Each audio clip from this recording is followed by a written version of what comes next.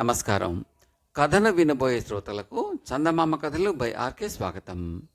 ఈ కథ మీకు నచ్చితే లైక్ చేయండి, బంధుమిత్రులతో షేర్ చేయండి, సబ్స్క్రైబ్ చేసి గంట సింబల్లోకి ఆల్ నొక్కడం కూడా మర్చిపోకండి. ఇలా చేయడం వల్ల నేను పెట్టబోయే తదుపరి వీడియోలన్నీ కూడా మీరు చూసి ఆనందించవచ్చు.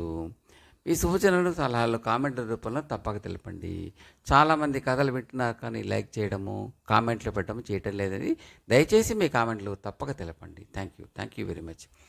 ప్రస్తుతం చెప్పబోయే కథ పేరు దొంగ మీద దొంగ.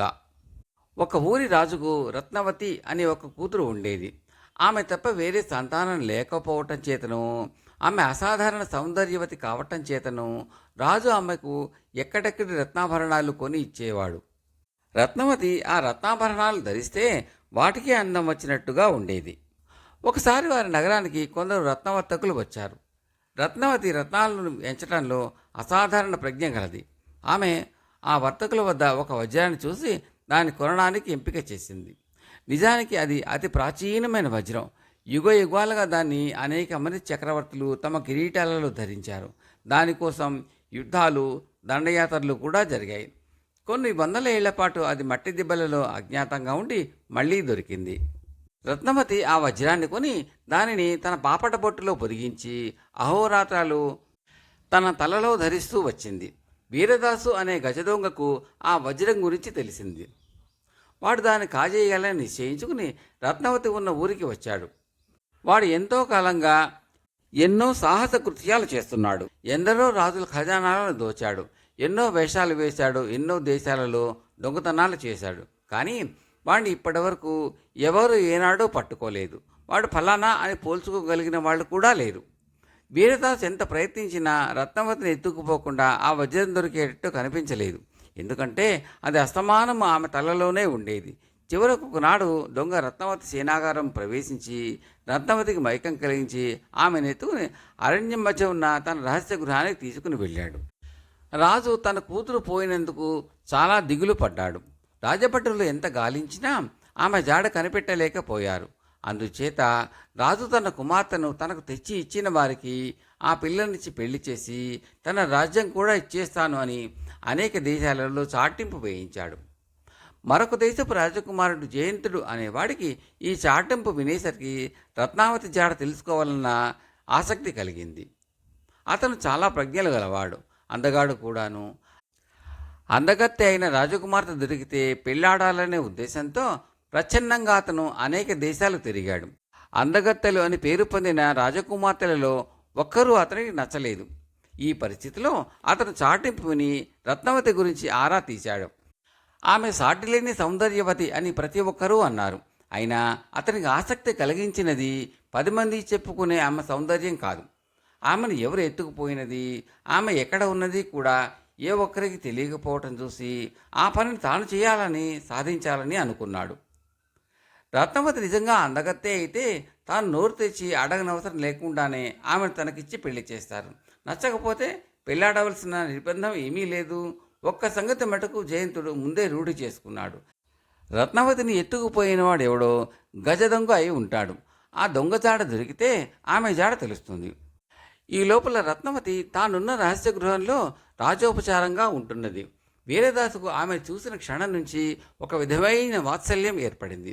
వాడు ఆమెను ప్రాణం కన్నా హెచ్చుగా చూసుకుని ఆమెను సుఖపెట్టడం కోసం ఎంతో పాటుపడసాగాడు. ఆమె వాడికి చిట్టి తల్లి. చిట్టి తల్లికి ఏమాత్రం బాధ కలగనిచ్చేవాడు కాదు. కొద్ది రోజులలోనే రత్నవతి కూడా తన అసలు తండ్రిని మర్చిపోయి వీరదాసును అంతకన్నా ఆపేక్షగా చూడసాగింది. మహారణ్యం మధ్య కూడా ఆమెకు ఏ లోటు కనిపించలేదు. రాజభవనం కన్నా అరణ్యమే చాలా అందంగా ఉన్నదని అనిపించింది ఆమెకు. వీరదాసుకు ఒక అల్లుడు కూడా సంపాదించుకోవాలన్న కోరిక బలంగా ఏర్పడింది. చిట్టి తల్లికి అపురూపమైన రాజకుమారుని సంపాదించి పెళ్లి చేయాలి. దేశాలు తిరుగుతూ వాడు ఎందరో రాజకుమారులను చూశాడు. కానీ వారిలో ఏ ఒక్కరూ కూడా చిట్టి తల్లి కాలిగోటికి పోలరు. అందుచేత వీరదాసు రత్నవతి తగిన భర్తను వెతుకుతూ దేశాల వెంట బయలుదేరాడు. వీరదాసు ఒక దేశం వెళ్ళేసరికి అక్కడ ఆ క్రితం రాత్రి ఒక వింత దొంగతనం జరిగినట్టు తెలిసింది. అర్ధరాత్రి వేళ ఎవడో ఒక దొంగ అంతఃపురంలో ప్రవేశించి ఒక పరిచారక తల దగ్గర రత్నాభరణాల మూట పెట్టి పహారా వాళ్లకు కనబడకుండా వెళ్ళిపోయాడు. ఆ ఆభరణాలు రాజుగారి ఖజానా ఇనప్పెట్టెలలో ఉండేవి. ఇది జరిగిన మర్నాడు రాత్రి రాణిగారి మెడలో ఉండవలసిన నానుపట్టెడ మంత్రిగారి భార్య మెడలో వెలసింది. ఈ విధంగా ప్రతి రాత్రి ఎంతో భద్రంగా దాచిన వస్తువులు కూడా మరొక స్థానంలో ప్రత్యక్షం కాసాగాయి. ఈ పనులు చేయగలవాడు దొంగ అనటానికి వీలు లేకపోయినప్పటికీ వాడు తలుచుకుంటే ఎంత లేసి దొంగతనమైనా చేయగలడు. అందుకని ఆ దేశపు రాజు కంగారు పడి ఆ దొంగను పట్టుకున్న వారికి గొప్ప బహుమానం ఇస్తానని ప్రకటించాడు. వీరదాసు ఈ దొంగ గురించి వింటూనే వాణ్ణి తన మనసులో మెచ్చుకున్నాడు. బహుమానం మాట అలా ఉంచి అంత నేర్పరిని పట్టుకుంటేనే తనకు గజదొంగ అనే బిరుదు సార్థకమవుతుందని అనుకున్నాడు వాడు. దొంగను దొంగే పట్టాలి. ఈ దొంగతనాలు చేసింది జయంతుడే. తన చర్యల గురించి గొప్ప దొంగ ఎవడన్నా వింటే తనను పట్టుకోవాలని ప్రయత్నించకుండా ఉండలేడు. తన కోసం ఎవరు కారాడుతున్నది తెలుసుకుంటే రత్నవతి జాడ చిక్కవచ్చు. అందుచేత తనను పట్టుకునేటందుకు ఎవరెవరు కారాడతారా అని అతను 1000 కళ్ళతో కనిపెట్టి ఉన్నాడు. తొందరలోనే అతనికి వీరదాసు పైన అనుమానం కలిగింది. తాను దొంగతనం చేసిన ప్రతి చోటుకు వీరదాసు వెళుతున్నట్టు అతను పసిగట్టాడు. వీరదాసు తన అడుగుజాడల కోసం కూడా ఎంతో ఆత్రంగా ఎదురు చూస్తున్నాడు. జయంతుడు వీరదాసు గురించి తెలుసుకుందామని ప్రయత్నిస్తే అతని ఊరు పేరు కూడా ఏ ఒక్కరూ సరిగా చెప్పలేకపోయారు. అందుచేత జయంతుడు అతన్ని వెన్నాడసాగాడు. ఆ ఊళ్ళో కొద్ది రోజులు ఉండి వీరదాసు తన చిట్టి తల్లిని ఒకసారి చూసి వద్దామని బయలుదేరినప్పుడు జయంతుడు అతని రహస్యంగా వెంబడించి అరణ్య మధ్యానికి వెళ్ళాడు. వీరదాసు తిరిగి వెళ్ళిపోయిందాకా వేచి ఉండి జయంతుడు అతను రహస్య గృహం ప్రవేశించి అక్కడే ఉన్న రత్నావతిని చూడగానే నిర్ఘాంతపోయి నిలబడిపోయాడు. అంత అందమైన మనిషిని అతను ఎన్నడూ చూసి ఉండలేదు, ఊహించి ఉండలేదు. జయంతుడిని చూసి రత్నావతి కూడా ఆశ్చర్యం చెందింది. అతను ఏదో దేవలోకం నుంచో దిగి వచ్చినట్టున్నాడు. ఇద్దరూ మాట్లాడుకోవటంలో ఆమె రత్నవతిని, ఆమెను ఎత్తుకు వచ్చిన వాడు ఆమెను వాత్సల్యం కొద్దీ తన వద్ద ఉంచుకున్నాడని, ఆమె కూడా ఆ దొంగను తండ్రిలాగా చూసుకుంటున్నదని జయంతుడు తెలుసుకున్నాడు. నిన్ను గురించి విని పెళ్లాడాలన్న ఆశతో ఎంతో శ్రమపడ్డాను. మీ దేశం పోదాం పద, నాతో వచ్చేయి అన్నాడు జయంతుడు రత్నవతితో. అమ్మో, అలా చేసే వీరదాసు గుండె పగిలి చచ్చిపోతాడు. ఆయన నిన్ను చూసి మెచ్చి సరైనంటే తప్ప మరొక విధంగా మనకు పెళ్లి కాదు అన్నది రత్నవతి. ఆయన సరైనన్న తర్వాత నువ్వు అభ్యంతరం చెప్పవు కదా అన్నాడు జయంతుడు. చెప్పను అన్నది రత్నవతి ఎంతో సిగ్గుపడుతూ. వీరదాసు రాకకు ఎదురు చూస్తూ జయంతుడు అక్కడే ఉండిపోయాడు. 2 రోజుల తర్వాత వీరదాసు నిస్పృహతో తన ఇంటికి వచ్చాడు. ఎందుకంటే నగరం నుంచి దొంగ దాటిపోయినట్టు అతనికి తోచింది. 2-3 రోజులుగా దొంగతనాలు లేవు నగరంలో. వీరదాసు ఇంటికి తిరిగి వచ్చేసరికి ఇల్లు బావురమంటున్నది. రత్నవతి జాడ లేదు. ఆమె ఏమైంది వీరదాసు ఊహించలేకపోయాడు. తన రాక కోసం ఎప్పుడూ ఆత్రంగా ఎదురు చూసే మనిషి బుద్ధిపూర్వకంగా వెళ్ళిపోదు. ఆమెను ఎవరో ఎత్తుకుపోయి ఉండాలి.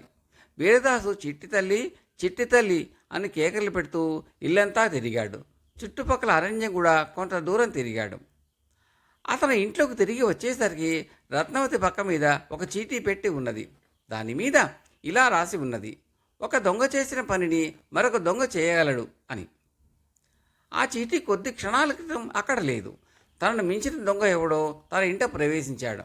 వీరదాసు గొంతు హెచ్చించి, ఎవరు నువ్వు, నా ఎదుట పడు అని గట్టిగా అరిచాడు. జయంతుడు బయట నుంచి లోపలికి వచ్చాడు. అతని వెనకనే రత్నవతి కూడా వచ్చింది. ఆహా, చిట్టి తల్లికి తగినవాడు అని లోపల అనుకుని వీరదాసు పైకి, ఎవరు నువ్వు అన్నాడు. నేనే మామ, పెద్దవాడివి, నన్ను పట్టడానికి శ్రమ పడుతూ ఉంటే చూడలేక నా అంతటా నేనే కనబడదామని వచ్చా అన్నాడు జయంతుడు.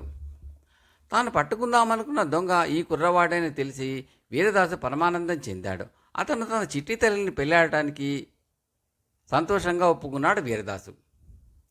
మరి మా పెళ్లికి ఉండవలసిన బంధువులు ఉన్నారు. నాకు రాజ్యం ఉంది. రత్నవతిని పెళ్ళాడితే ఇంకో రాజ్యం కూడా వస్తుంది. అందుచేత నువ్వు కూడా మా వెంట వచ్చి నా తరఫున పెళ్లి పెత్తనం చెయ్యి అని జయంతుడు వీరదాసును ఆహ్వానించి ఒప్పించి తన వెంట తీసుకుపోయాడు. రత్నవతికి జయంతుడికి వైభవంగా వివాహం అయింది. రత్నవతి భర్తను చూసి ఆమె అసలు తండ్రి సంతోషించాడు. కానీ తన చిట్టి తల్లికి అటువంటి భర్త దొరికినందుకు నిజంగా గర్వపడినవాడు గజదొంగ వీరదాసు. కథ సమాప్తం.